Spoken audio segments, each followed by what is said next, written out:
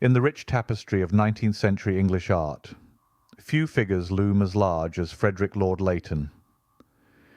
Rising to the zenith of artistic acclaim, Leighton not only secured his place in history as an unparalleled master, but also as a beacon of inspiration for burgeoning talents.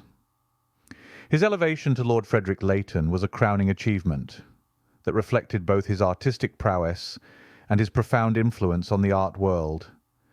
Leighton's impact extended far beyond his own canvases.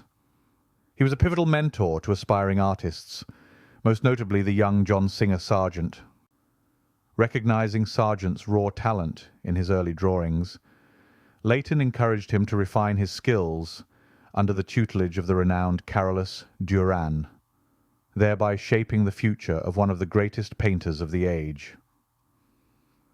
Leighton's industrious spirit was matched only by his dedication to the meticulous craft of draftsmanship.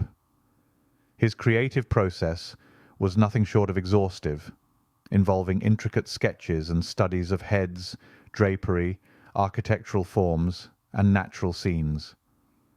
This rigorous attention to detail underscored his identity as a true craftsman, whose painstaking efforts resulted in works of unparalleled beauty and precision.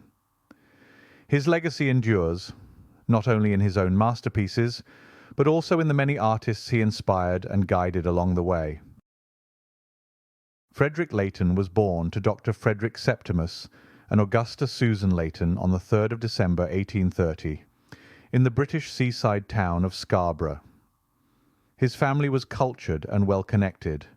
His grandfather, Sir James Leighton, had worked as a physician to the Russian royal family.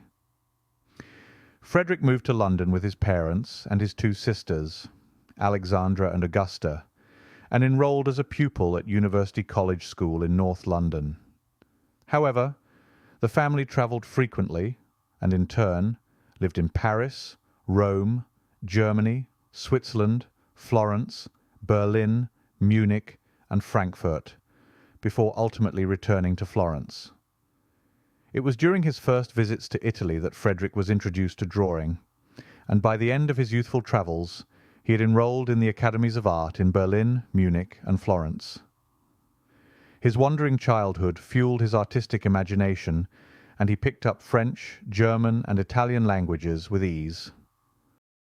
His earliest training and work began at age 16. Leighton joined the Städtisches Kunstinstitut, studying under Jakob Becker of Frankfurt, an artist associated with the Düsseldorf School of Landscape Painting, and Leighton progressed as an artist. But political turmoil in Germany forced the family to relocate first to Belgium and then to Paris.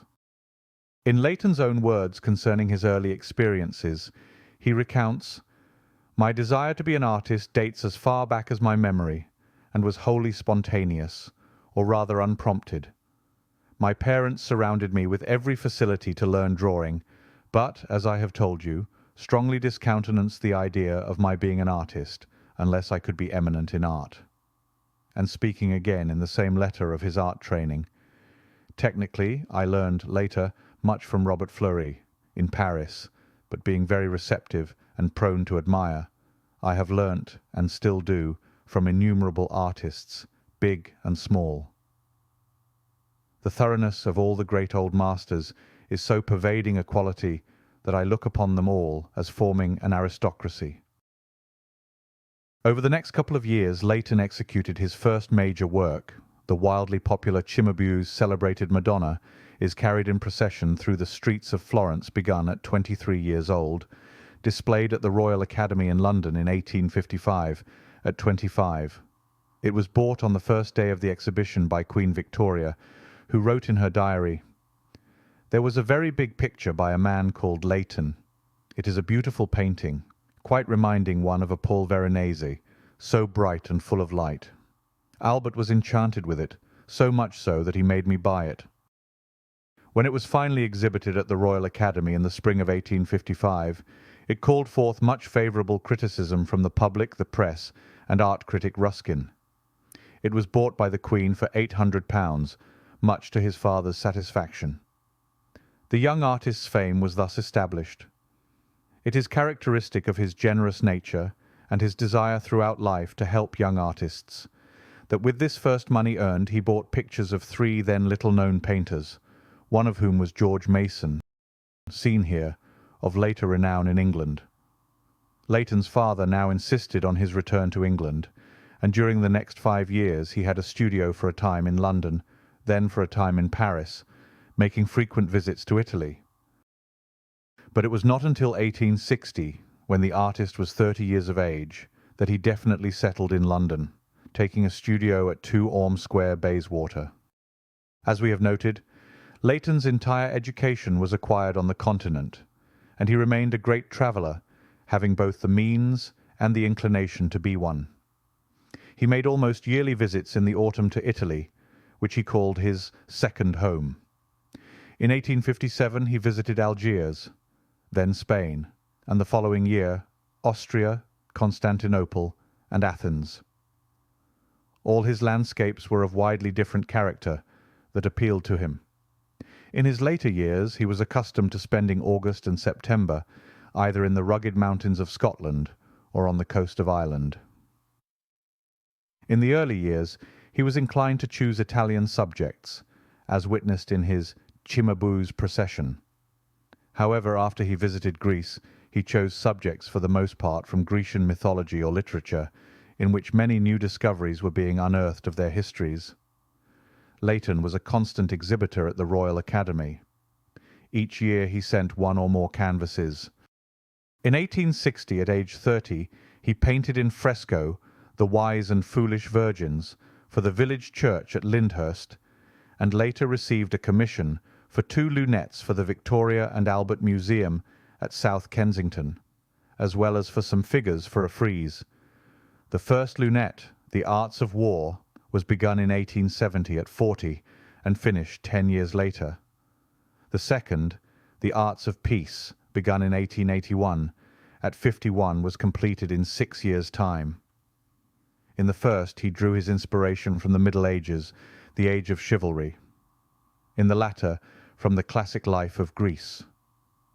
Mrs. Barrington, one of his early biographers, states that during the 10 years after he was made an academician, he painted 36 important pictures, 26 slighter works, and produced his first statue, and that after he was elected President of the Royal Academy in 1878, upon the death of Sir Francis Grant, he exhibited at the Royal Academy 80 canvases, 2 statues, and 2 designs, one for the Jubilee Medal of 1887, and the other for the proposed decoration of the dome of St. Paul's, and the sea gave up the dead which were in it. The artist, in writing to his old and closest instructor, Eduard von Steinle, "You will be surprised, but in spite of my fanatic preference for colour, I promise myself to be a draftsman before I become a colourist." Leighton was an accurate and diligent workman. He made a number of cartoons and sketches for each picture, studies of the model nude, of the model draped, and of the drapery alone. Each picture went through 7 or 8 stages before its completion. Indeed, it has been said by those critics who do not admire his style that the moment he took up the pencil, inspiration vanished. Even artist George Frederic Watts, his devoted friend for over 40 years, felt that Leighton often laboured too assiduously over his pictures, thereby destroying their spontaneity. But while true to a certain extent, it can be found that artists over the sheer joy of the journey, or path to making a work of art, can be carried away because the process in itself is so appealing. As President of the Royal Academy, Sir Frederic Leighton was most efficient and punctilious, although he never let official duties interfere with the regular morning and afternoon hours he spent at his easel. He instituted the biennial addresses to the students of the Academy, and inaugurated at Burlington House the winter exhibitions of Old Masters. Always delicate in health, the artist periodically suffered from angina pectoris. He revisited Algiers in the winter of 1895 in the hope of regaining his health. After having been knighted in 1878, at age 48, and created a baronet in 1886, on New Year's Day in 1896, he was granted a peerage to be called Lord Leighton of Stretton, a town in Shropshire. This was the first time that such an honour had ever been given a painter. Mr. Cosmo Monkhouse, in his commentary on Leighton, states, "It may be stated as the distinction of Leighton among his peers that he worshipped beauty, and especially beauty of form, more exclusively than they. There is little or nothing of the mystic or the didactic in his art, which exists to create beautiful images. Often beauty is their sole motive. Sometimes they clothe a beautiful idea, sometimes they present a fine dramatic scene, but in all cases the treatment is essentially aesthetic, whether the subject be the face of a woman or some tremendous theme like Heracles wrestling with death or Rizpah defending the dead bodies of her children. No violence is sufficient to make his draperies fall in ungraceful folds. No passion will disturb his features to disfigurement. With the pathos of deformity his art has no concern, and it has little toleration even for strength without refinement. In these respects he followed the traditions of the finest artists of Greece. Mr. Leighton's colour was always carefully balanced, highly polished, and scrupulously smooth. But it never possessed the kind of magic and charm by which we may recognize the work of a true colourist, as Leighton himself has stated. It was the fruit of study and good taste, where draftsmanship prevails always. The exceptional gifts of design which he possesses, the technical knowledge and skill which he can command, are of equal service to him in the new material he mastered, that of sculpture, and it enabled him to produce a work in which we find more to admire and less to criticize than in any of his paintings. Leighton was a very private person, although he was active with social and artistic affairs, as required otherwise little else was known. However, in the 1880s he became very close with a model of working-class origins, known as Dorothy Dean. Although there were rumours of a love affair between the two, this was never confirmed. Oddly, however, a friend of Leighton's referred to her as the artist's wife in various letters. She also was his guest at various functions that may have fed the rumour mill. Her modelling in such major works as Flaming June and The Bath of Psyche are most noteworthy. As well as painting Dean, Leighton promoted her career as a serious actress of tragedies. Leighton supported Dean financially and professionally, and he helped her transition from modelling to acting, a move that provided her with greater independence and career opportunities. His support extended to her family as well, indicating a deep personal concern for her well-being.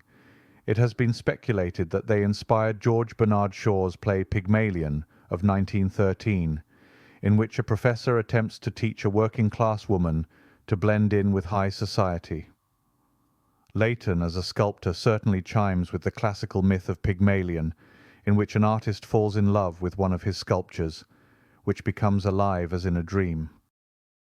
After travelling to North Africa to attempt to convalesce a persistent ailment, he resigned his position as President of the Royal Academy in June of 1894, as Leighton's health broke down.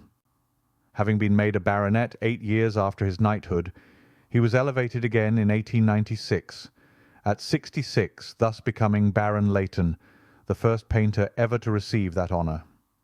Only 1 day later, however, he died of angina, leaving no heirs. His was thus the shortest-lived hereditary peerage in British history. Expressing in equal measure his aesthetic panache and dedication to the world of art and his peers, his last recorded words were, "My love to the Academy." His funeral was attended by members of his former division, the Artists' Rifles. Leighton's phenomenal success and enduring popularity continues, and his canvases are rich with colour, yet with the overriding importance of his devotion to drawing and form. So with that, we trust you enjoyed this look at one of the significant painters of 19th century art and his absolute dedication to craftsmanship at every stage. His drawings alone are truly works of art and are appreciated by artists today. So please remember to subscribe if you haven't already, and add a like, as it helps to expand the channel's reach. And there is a donation link below for any amount. It would be much appreciated. And with that, thank you till next time. It's bye for now.